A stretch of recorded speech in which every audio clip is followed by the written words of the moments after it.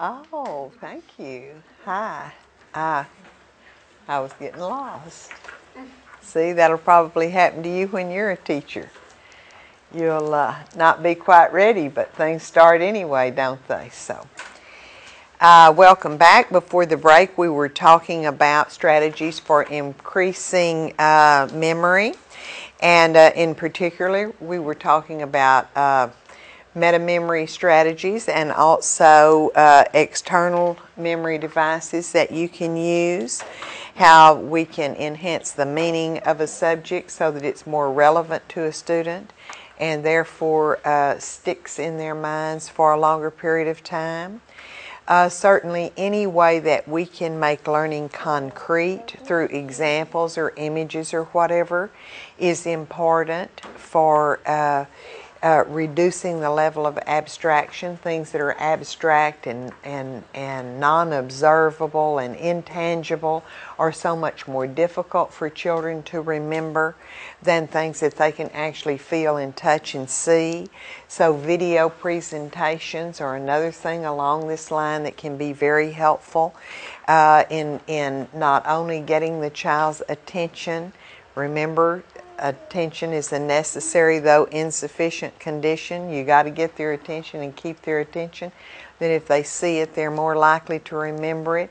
This is true for things like illustrations, graphs, visual pictures may be very good for children who don't remember or comprehend very well what is written or even what is told to them.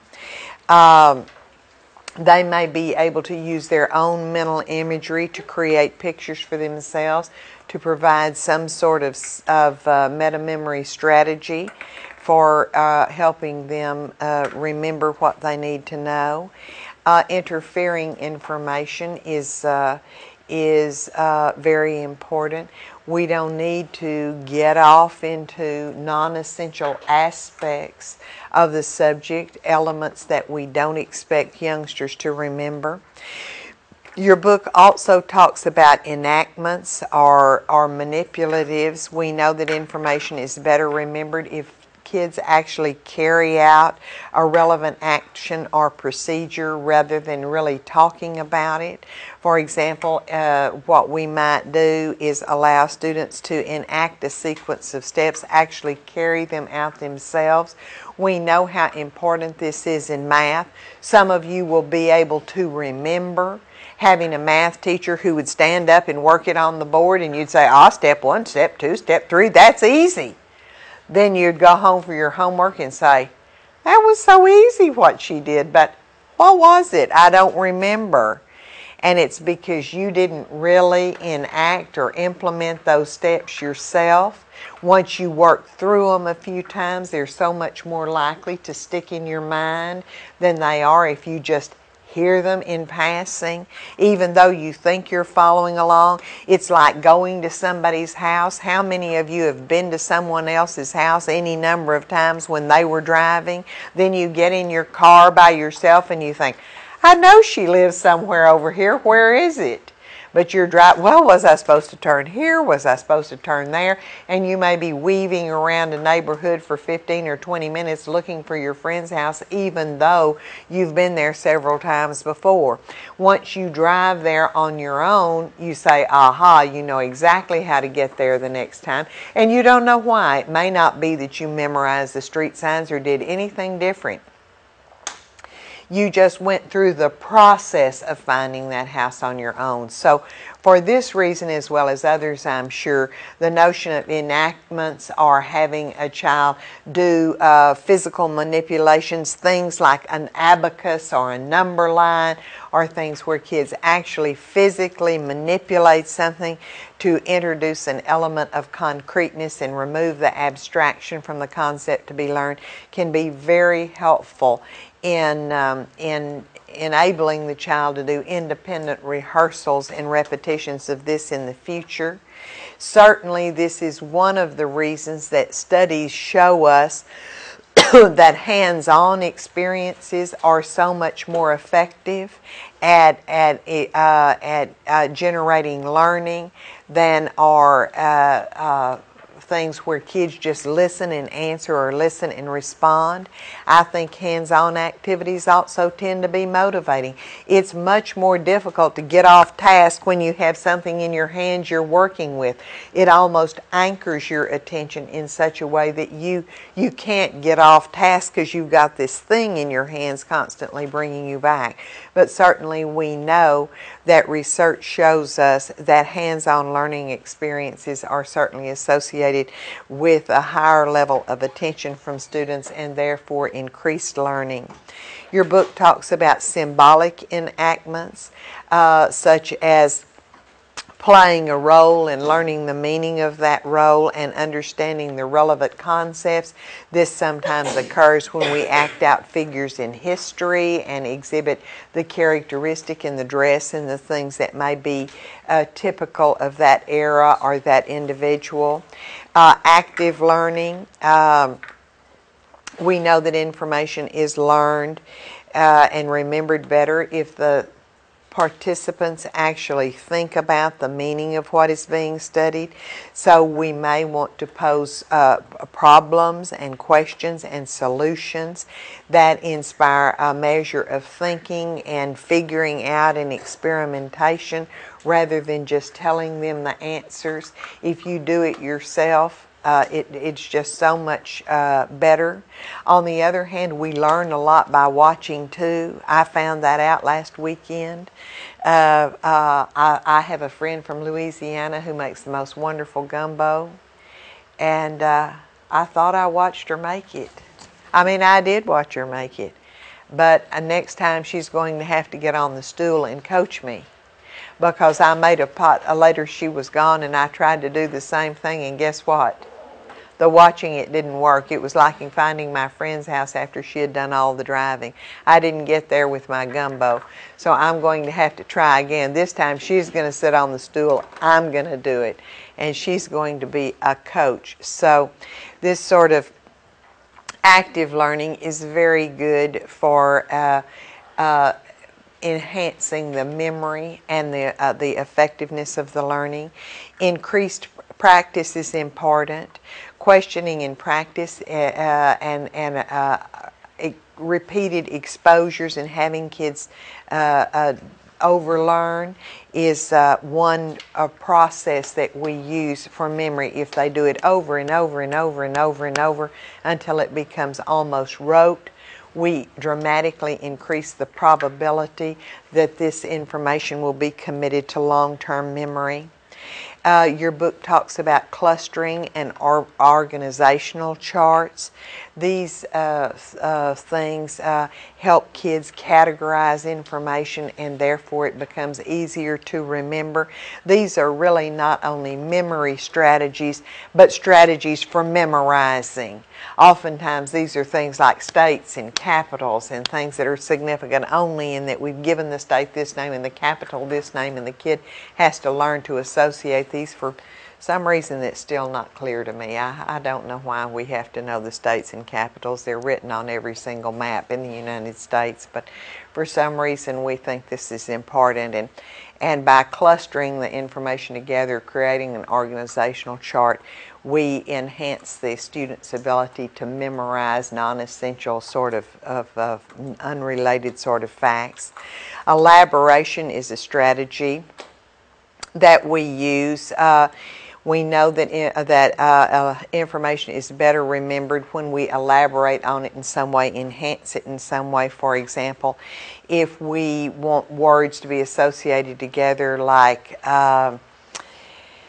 oh gosh, I can't think of a good example right now, but if words are paired together for some reason, if we can incorporate them in a sentence that has meaning, it's easier to remember the sentence because it has an independent unit of meaning than these two words that are not associated with one another for any reason. So these kinds of strategies are referred to as meta-memory strategies, and there's one category of them called Mnemonic Techniques that are really in a category all of their own. And I'm going to go over these briefly today, and then we're going to do a guided practice over Mnemonic Strategies, and then independent practice will be to create a strategy of this type for students who are having difficulty in one area or more of learning. So the use of mnemonic strategies is really strongly supported by not only psychological theory, but a host of research studies. A few years ago, an experimenter took all of these studies that had been done on mnemonics and really conducted a meta-analysis to sort of disaggregate from the numerous studies that have been published in places like the Journal of Educational Psychology, to sort of compile all of this information that we know and say, gosh, you know, what do we really know overall about mnemonic strategies? And what he found out is that the overall effect really of using mnemonic strategies is more powerful than any other type of special education intervention that we use to increase learning in youngsters who are low achievers. So it's certainly worth your while to give some thought to how you use these things, and also there will be some of you in here who will still remember things you memorized in school using mnemonic strategies. And so I think, once again, on top of the research studies or anything else, when you realize that you still know things like are able to name the order of the planets because of the mnemonic strategies that were used in teaching them to you, or remember the Great Lakes because of an acronym that you learned as a child, the power of this strategy will be very apparent to you. The very first strategy that I want to talk about is the keyword strategy. In this particular example, we might strengthen the connection between a new word we want to learn by associating it with some other word that sounds like it. So with a keyword, we're thinking of a word that sounds like the word we want to remember, and often conjuring up an image of that in our minds, so that when we need to recall the word, we will be able to recall the image and the words that sound like the word we need to remember. And the example that's given in your book is if you were a student learning to speak Italian and you wanted to remember the vocabulary word in Italian for road, which is strada, what you might do is picture in your mind, you might envision a straw on a road. The straw would remind you of the initial sound of this word, and then the picture of the straw lying on the road would associate that sound with the noun road, and you would be able to associate a straw on the road with strata as the meaning for the word road. And there's no end of these that you can come up with. Any association, I think one might have to do with the state of Florida and conjuring up a flower on the shape of the state of Florida, if you were trying to teach that to children who were non-English speaking. You might associate the beginning of flower with the beginning of Florida, and teach a child who didn't speak English or know that already the name of the state of Florida. Your book also talks about mnemonics that are reconstructive elaborations. This procedure involves reconstructing information into more memorable forms, recataloging it in such a way that it has additional meaning so the child can remember it. And one of these strategies is the acoustic or keyword strategy that we just talked about. Another is symbolic representations, having a student envision in his mind a picture like Uncle Sam sitting on his gun saying, "I'm not going to fight," as the symbol for the neutrality of the United States at the beginning of World War II. or there may be other visual imagery, like remembering visions of the sick soldiers as a symbol of the fact that more men died of disease in World War I than were actually killed in the war, which is really a depressing thought. I don't know that I'd want anybody to remember that, but if you find you do, you might use pictorial reconstructions to have them learn that sort of thing. Pegword Strategies has to do with having children remember a number of associations, like the fact that you may want them to remember that spiders have 8 legs, so you can have them envision a spider sitting on a gate. And we do this in workbooks all the time. We show children these kinds of representations to help them remember. You may remember the ladder strategies that are used, like you may remember HOME, the acronym for HOME, to remember to recall the 4 lakes in the Great Lakes system. Huh? Oh, there's 5. Oh, there is? Yeah. Oh, well, there's only 4 in my world. I mean, I'd have to call my friend Linda to remember stuff like that. When my children were going to school, I should have to know things like the order of the planets and the name of the continents. I'd say, I don't know, I have to call Linda. Just a minute. And I'd call her. So I guess I need to amend that, right? I left Lake Superior out. Okay, but see, you learned that in school, didn't you? Rest my case. They didn't have acronyms and mnemonic strategies when I was going to school, so that must be my excuse. How's that?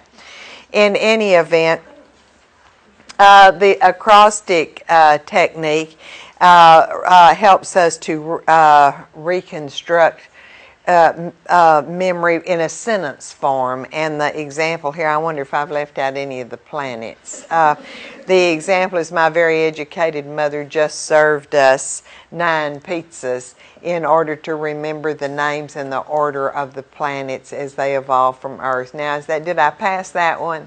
All right. Okay, I'm getting better. Very good. Certainly in this case, the first letter of each word in this sentence has to do with the order of the planets from the distance from the sun. Your book talks about mnemonic pictures, the notion that you can create pictures to facilitate memory and retention. If you're not good at drawing these things or not inclined to do that, there are lots of technological opportunities now for us to use things like clip art to do that. You can combine these strategies one with another. You don't have to stick with one. The idea behind this is not to use exactly one or the other. It's to create any device that can make learning fun and stimulate memory in the children, because these things are so boring. Even musical mnemonics can be used. Some of you may have seen I may have mentioned it in here before, the teacher from North Carolina that went to Harlem to teach the little black kids in Harlem, and everybody thought he was crazy, but he was extremely successful at it. Of course, became a Teacher of the Year, and now makes all of his money going around the country giving motivational speeches. So I guess that's something for us all to aspire to. But one of the ways that he turned his 5th grade classroom around was teaching these children all kinds of math facts and other things they needed to learn using rap music. And they'd play out on the playground doing hot peppers, saying all these math facts and these rap songs that he had made up and taught them to learn the things that they needed to know in school. Overall, you can combine these in any way that you want. But the important thing for you to learn is that mnemonic strategies are most effective when they are used to reinforce learning objectives and assist students in remembering specific content that's really been presented and taught in other ways. They're more effective when the procedures for using them are taught and practiced. I mean, these are things like cooperative learning. They don't just occur spontaneously. Kids don't just know how to do this. You've got to teach them the strategy for developing a mnemonic, and then also how to use it in remembering. And they're more effective when they're combined with comprehensive instruction and other types of application activities that will enhance memory as well. So these are some of the things for you to think about as you move forward to increase the level of learning of students in your classroom, and particularly as you try to motivate and encourage kids to learn things that may not as be intrinsically motivating as other types of things that they will encounter and embark upon on their own. So we're going to take a little work break right now, and I'm going to turn things over to Kim.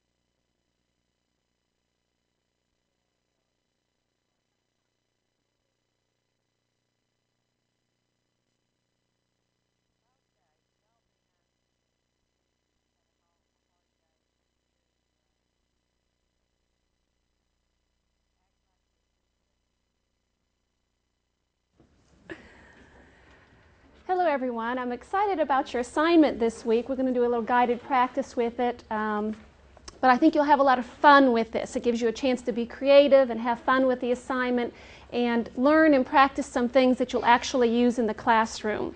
As you know, the Chapter 10 deals with attention and memory.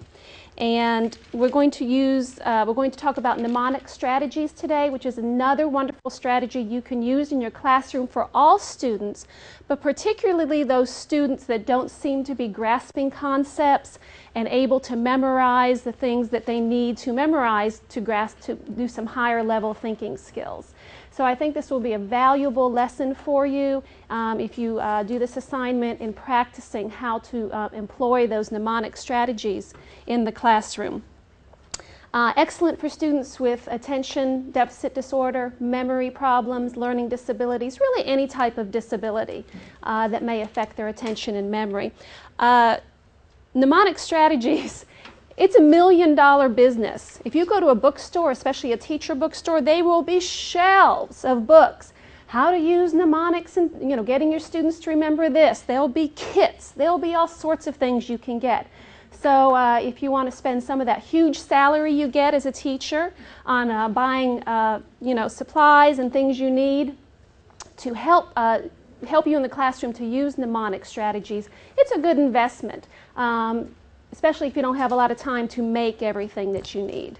They'll come kits with pictures and posters and all sorts of things, so it's a good investment. I use them all the time in my classroom. I use them all the time at home with my kids, especially my younger child, who has a lot of trouble remembering all those Texas history facts, who attacked who, when, and why, and where they moved, and colonies, and things like that. So I remember last year with Texas history, oh my gosh, we had whole books of pictures and things to try to remember all the people. There are so many different people in Texas history. It's very complicated. As I said, I'm not from Texas, and maybe it's a good thing. I'm not sure I could have passed Texas history in 4th grade.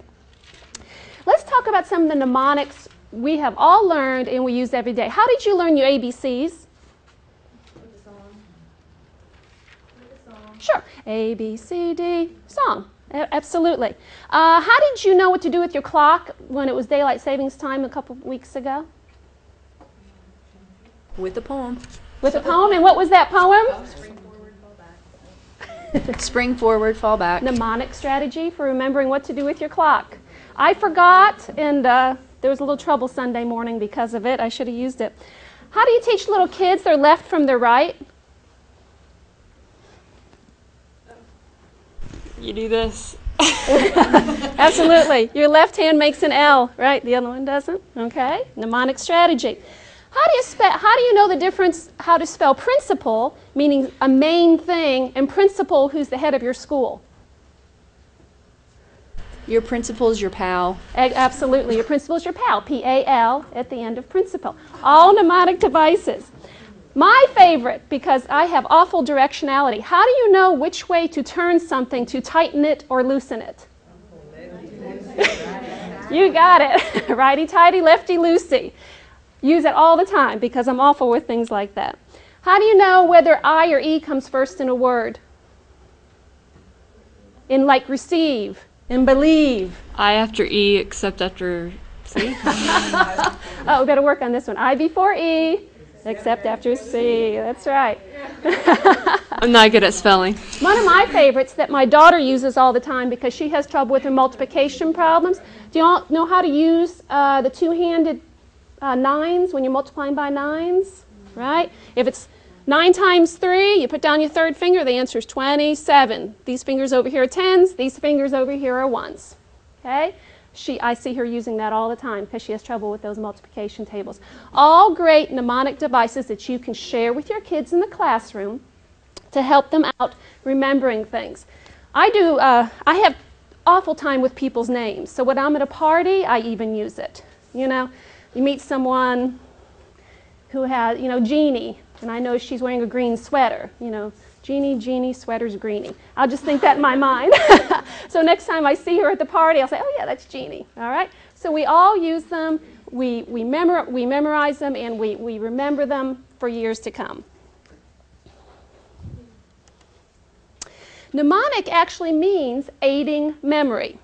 And they work by developing a plan during encoding so that information can be recalled through verbal and visual cues. It comes from that information processing theory about encoding information. It's almost like you're manipulating the encoding. So for that child that just can't encode that information and memorize it, you're manipulating how they're encoding it with visual cues, verbal cues, rhymes, music, whatever you may be using. Mnemonics help learners because they aid the integration of new material into existing structures and because they provide retrieval cues. Now, the important part of that sentence is existing structures. You have to be very careful when you're using mnemonics that the information or the knowledge, the students already have particular knowledge before you teach the mnemonic. If you teach a student that mnemonic for the 9 planets, okay, well, it's not going to help if they can't spell. They don't know that Mercury begins with M. Okay, memorizing my very educated mother just served us 9 pizzas isn't going to help. They have to have the knowledge to build the mnemonic on. Another one would be if in that ones with the 9s. Well, if kids don't know 10s and 1s, they're not going to understand what that is. Okay? If you try, if you have a picture mnemonic, one we're going to use later on, of a globe, and you're using that in your mnemonic, but the child doesn't know that that globe represents the earth, they're not going to remember. So you have to remember those existing structures, that existing knowledge already has to be there if you're going to build on it with a mnemonic. Some of the ones, mnemonic strategies, that Dr. Goodman talked about today, the first one was the keyword method. For example, if you want to remember the capital of Arkansas is Little Rock, you might picture an ark on top of a little rock, and that will help you remember that Arkansas, Little Rock. Okay? This happens to be a visual one where you're using that keyword strategy. The only shortcoming of using keyword method is it will work for the few you don't remember, but it's going to be hard to remember 50 different mnemonics for state capitals. So you'll probably have to kind of combine some for them to use them for all the capitals. The reconstructive elaborations refers to procedures for reconstructing information into more meaningful and memorable forms. I find these particularly helpful with older elementary and middle school kids. For example, if you're talking about the 3 branches of government, it's wonderful to have a visual for them to actually see legislative, executive, judicial, what those break down into. Okay? So when they're trying to recall, now what was that judicial? Oh yeah, that was that one with all those people underneath. And what are those people called? Oh yeah, the Supreme Court. Okay? So they can actually think back. Okay? You can even go further with this and have further mnemonics, legislative, executive, judicial. Think of a mnemonic that will help them remember the 3 branches. So visual, anything visual that they can think back on. And as a teacher, of course, you'd go over this several times. Okay? So they can remember back to what they were doing. Letter strategies, we've all used the acronyms, HOMES, the Great Lakes, of course. Farm bee is one I remember. Vertebrate animals. Who can tell me what Farm bee stands for? Ooh, this is a hard one. Science. What does the Farm bee stand for vertebrate animals? No science teachers in here? Fish. Use your microphone. We want to hear your expertise over here. It's fish, amphibian, reptiles, mammals, and birds. Very good. Okay. Vertebrate animals. Another one, the cross stick, and Dr. Goodman went over that. I learned it. My very energetic mother just served us 9 pizzas, but everyone probably learns it differently. Kings play chess on fine green silk is one I learned in school for classifying animals. Anyone remember that? Kingdom, phylum, what's the C? Class, order, family, genus, species. Exactly. You didn't learn that? But they really, really are excellent. I remember this. That was probably, I'm thinking 5th or 6th grade I learned that. And I don't even want to tell you how many years ago that was, that I still remembered that one. Now, the next one they talk about in your book is the Pegword strategy. I had never heard of this before until I read it in the book. I can't remember using it. Perhaps I used it without knowing it was called Pegword strategy. It's when a word, you use it for learning numbered or ordered information. 1 relates to sun, 2 relates to shoe, 3 relates to tree. Okay? So here's an example. If you have a list of why or the circumstances under which dinosaurs became extinct, and number 2 on your list was the swamps dried up. Well, you might use this. Okay, the dinosaur, 2 shoe, number 2 shoe. Oh, there was a dinosaur wearing shoes in the picture. Now, what was he doing? Oh, yeah, he was tramping through, and there was a sign that says danger, dry swamp. I remember, so number 2 must be the swamps dried up. It even says in the book, this takes some practice. When I first looked at it, I thought, remembering that's almost as hard as remembering the original thing you were trying to remember. But I can see if you train kids and you use this a lot, that it would spark their memory on certain things. Yes, ma'am? When I look at the dinosaur thing, to me it doesn't make sense because it's something someone else made up. But when you make up something for yourself, it makes more sense, I think. I'm really glad you said that, because a good exercise you can do with your kids, especially upper elementary and middle school kids, is have them make up their own mnemonics. Think about how much you have to think about something to create a mnemonic, and you're going to remember it. So that's a very good point. It's a good exercise for kids to make up their own mnemonics. Another Pegword strategy in math is multiplication tables. 3 rhymes with tree. Tree to tree is line. 3 times 3 is 9. This was another one. Like I said, I have never used Pegword. It's very interesting to me, though. I would like to see some research maybe that has been done with this method, and if kids practice it enough, does it become almost part of their daily, the way they think, their metacognition. That's an interesting one. For your assignment, you are going to, I've given you a list of objectives at grade levels, and you are going to come up with some, I'm sorry, I've given you names of units at grade levels, and you are going to come up with some objectives for that unit. There are many units to choose from, so you shouldn't have any trouble finding something you're familiar with.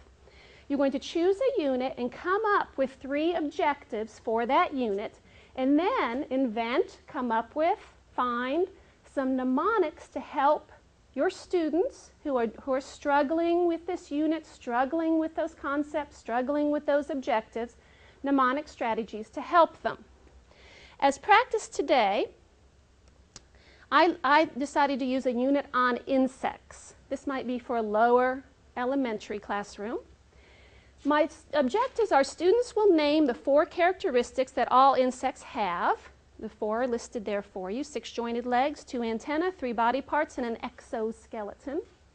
Students will label a diagram of an insect with the 3 body parts: head, thorax, and abdomen.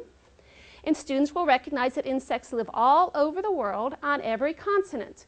So from my unit on insects, that might not be all of the objectives I have, but that might be 3 objectives that they're going to be assessed on. What I would like you to do is just take about 5 minutes now and choose one of those and come up with a little mnemonic device that you think might work, either keyword, visual, pegword, music, anything you can think of that to teach a child who's having trouble memorizing or understanding this, a mnemonic device that might help them. So I'm going to give you about 5 minutes. Write it down on your paper because I'm going to ask some people to share. Okay?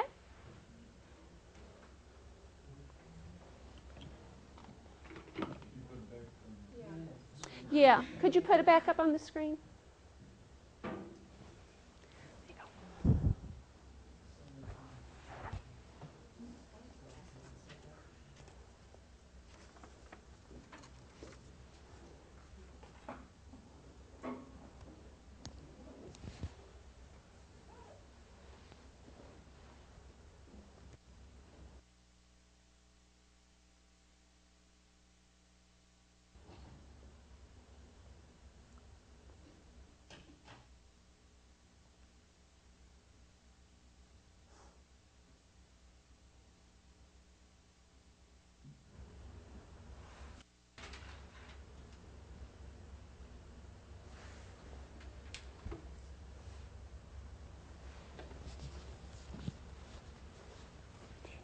Did you get that?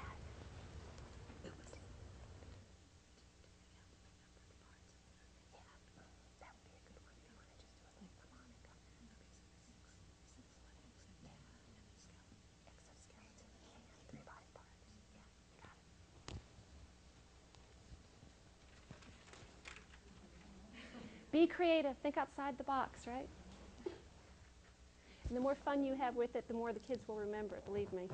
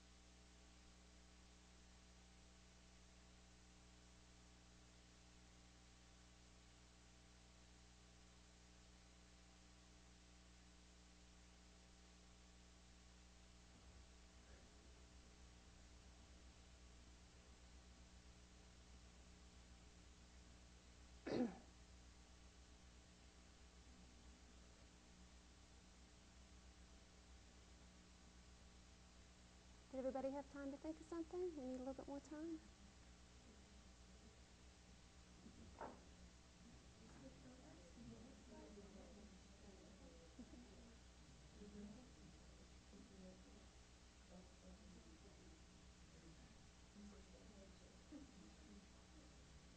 Okay, I want to hear some good ideas. Now, I have some good ideas too down here that I'll show you that I did. Believe me, I do not draw. My children make fun of my drawing when I'm working with them with some mnemonic devices at home. So I rely on clip art and the internet, so don't be afraid to do that also. I remember my students in school used to make fun of me when I used to try pictures on the board. Oh, it's a sad state of affairs. Okay, who has an idea for me? Any part of the unit? Adjectives. Yes, ma'am. I drew an insect with a head as a TV with 2 antennae, because TVs have antennas. Okay, very good. You think students would remember that? I hope. Absolutely. What about that student? Oh, I just can't remember. What are those things called on their heads? Although TVs don't have antennas anymore, do you think that might be a problem? Mine does. Okay. Now we've got to get into culture here. How old is your television? Okay, we can use this one, right? How about another? That's good. Exactly what we're talking about, though. Help you remember. Yes, ma'am. I wrote down 3 times 2 equals 6, and then I put a circle around it to represent the exoskeleton, and the 3 is for the body parts, the 2 is for the antennas, and the 6 is for the pointed legs. Very good. Use some number relations there, and you could some picture so they can visualize it. Very interesting. Yes, sir.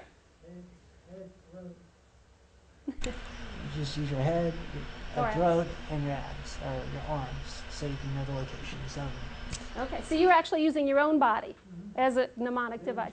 Just make sure you're there when they have to. Okay. Any other good ideas? This group over here was doing some for collaborating. that, the head, abdomen, and thorax, we drew a little bug with the top hat on so that you could get the HAT for the 3 parts. Okay, very good. I thought of that one too. Lee? Oh. I was going to have the kids actually get up and have 3 kids stand in the center to be like the 3 body parts, and then have the 6 kids, 3 on each side, holding on to them to be the legs, and then the two kids at the top to be the antennas, and then have them waving, wagging their hands. So. Outstanding idea. Do you think kids will remember that then when it comes to their assessment of insects? Oh, sure. I would think so. I would hope so. Absolutely. I remember when those kids were up front. Now let me think. There were 3 kids, and absolutely. So she actually did some drama. Got the kids up and moving, and so they can remember it. Any others? Anyone else want to share? The one I came up with.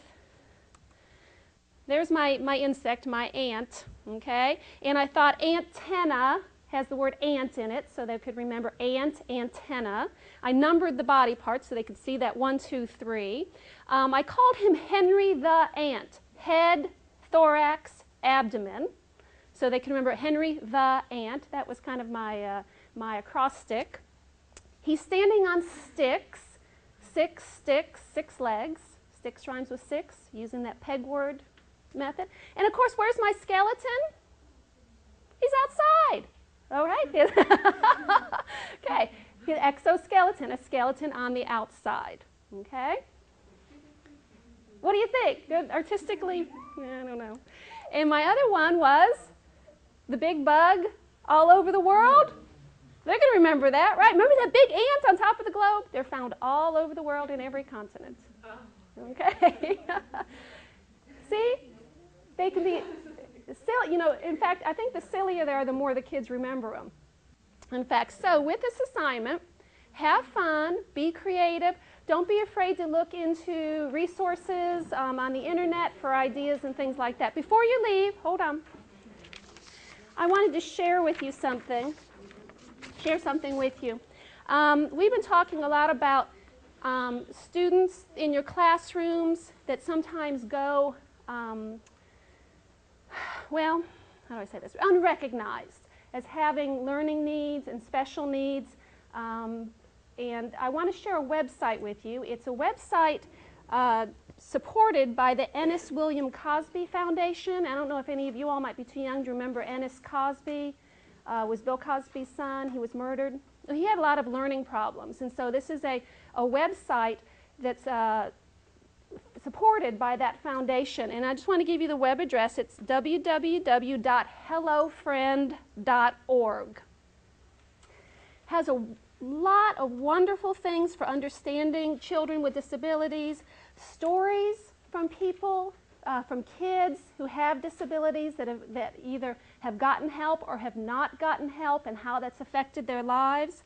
There's articles celebrating teachers, articles celebrating parents, and tips for students and teachers, teachers who have children with disabilities in their classroom, and tips for students who have disabilities are in school. So I think if you are interested in having students with disabilities be successful in your classroom, this might be kind of an inspirational site for you to go to find out more about it. I just wanted to share that with you. Have a good week. Good luck.